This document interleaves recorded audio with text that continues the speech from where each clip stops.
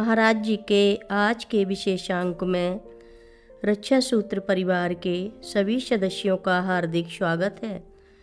बाबा जी के भक्तों को राम राम।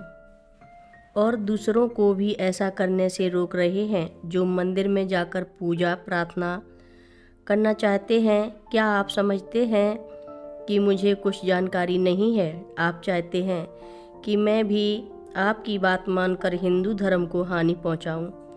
इस तरह के विवाद ऐसे साधुओं के लिए पूर्णतया निषेध हैं जिनके हृदय में वास्तव में धर्म के लिए प्रेम है। आप मुझसे ऐसी अपेक्षा नहीं कर सकते, बाबा जी ने कहा। वे चुप हो गए, जैसे अब कुछ कहने की आवश्यकता नहीं थी। सभी तरफ सन्नाटा छा गया। कोई कुछ नहीं कह रहा था। सभी लोग जो कुछ कह रहे थे उसे सुनकर सोचने पर बाध्य हो चुके थे। करपात्री जी ने प्रशंसा की थी और बाबा जी को पूर्ण सम्मान भी दिया था और उसके स्थान पर उन्हें डांट मिली थी। समय ऐसा बीता जैसे लोग सोने से जाग गए हैं। फिर बाबा जी ने अपना कार्य पूर्ववत करना प्रारंभ किया। कमरे में बैठे लोगों से कहना प्रारंभ किया, आप लोगों को इन्हें जानना चाहिए। इस प्रदेश में कुछ ही लोग ऐसे जिन्होंने इनके बहुमूल्य प्रवचन न सुने हों। धर्म का ऐसा कोई अंग नहीं जिसका ज्ञान इन्हें ना हो।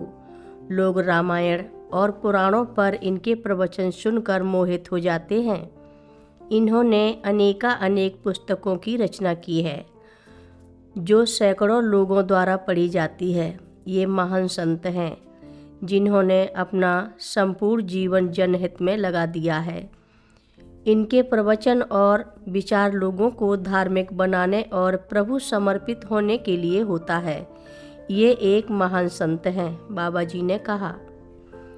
कुछ प्रसाद लाया गया और बाबा जी ने उसे पहले करपात्री जी को दिया और फिर अन्य लोगों में वितरित किया गया। सारे नाटक का पटाक्षेप बड़ा सुखद रहा, जो मध्य में द्वंद्वपूर्ण हो गया था और जिसके बारे में अनुमान भी नहीं था कि इसका अंत भी होगा।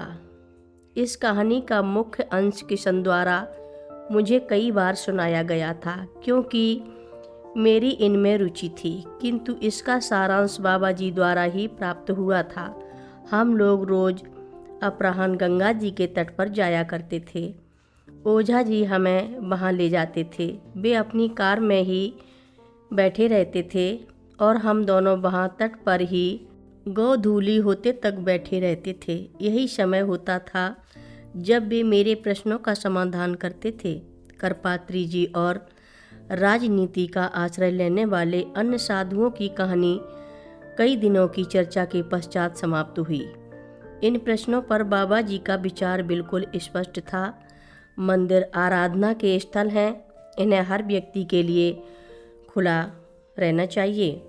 इसकी पवित्रता बनाए रखने के लिए सर्वाधिक ध्यान दिया जाना चाहिए।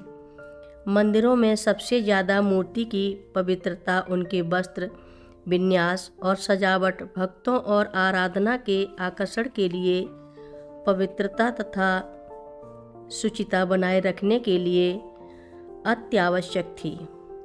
यदि ऐसे लोगों ने जिन पर मंदिरों को पवित्र रखने का उत्तरदायित्व है इसकी चिंता नहीं करते, तब इसका परिणाम यह होता है कि मंदिर पवित्र स्थान नहीं रह जाते हैं। वस्तुतः लोग उनसे भागने लगते हैं। आंतरिक पवित्रता गंदे स्थानों और प्रतिकूल वातावरण में नहीं आ सकते हैं। साधुओं के कार्य के बारे में बाबा जी का कहना था, उनका कार्य गृहस्थ और सामाजिक कार्यकर्ताओं से भिन्न है।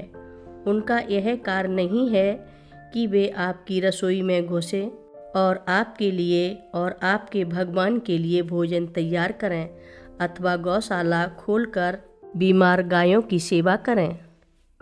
कथा लंबी है। आगे की कथा सभी भक्तों को अगले भाग में सुनाएंगे। हर रोज़ महाराज जी की कथाएं सुनने के लिए सभी भक्तों का धन्यवाद।